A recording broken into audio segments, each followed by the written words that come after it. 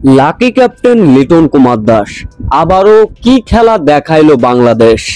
তামিমের ঝড় নাসুম আহমেদের নেদারল্যান্ডসকে কেমন করে হারিয়ে সিরিজ জিতলো টাইগাররা। বিস্তারিত জানতে ভিডিওটি না টেনে সম্পূর্ণ দেখার অনুরোধ রইল। প্রথম ম্যাচের মতো দ্বিতীয় টি-20তে বেশ ভুগেছেন নেদারল্যান্ডস ব্যাটাররা। নাসুম আহমেদ, মুস্তাফিজুর রহমানদের সামনে ভালোভাবে দাঁড়াতেই পারেনি ডাচরা। তাদের টপ অর্ডার ভেঙে যায় তাসের ঘরের মতো।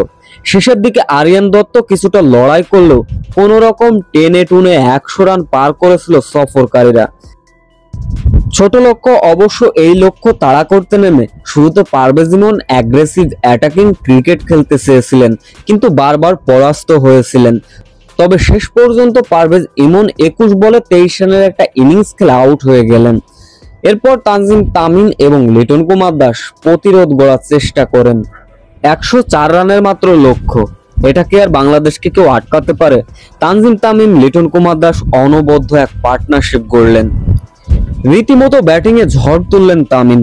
শেষ 50 বলে বাংলাদেশের জয়ের জন্য প্রয়োজন ছিল মাত্র 17 রান, যার ফলে বাংলাদেশ রীতিমতো এক ম্যাচ বাকি থাকতেই নেদারল্যান্ডসকে বড় ব্যবধানে হারিয়ে সিরিজ জিতে নিল টাইগাররা।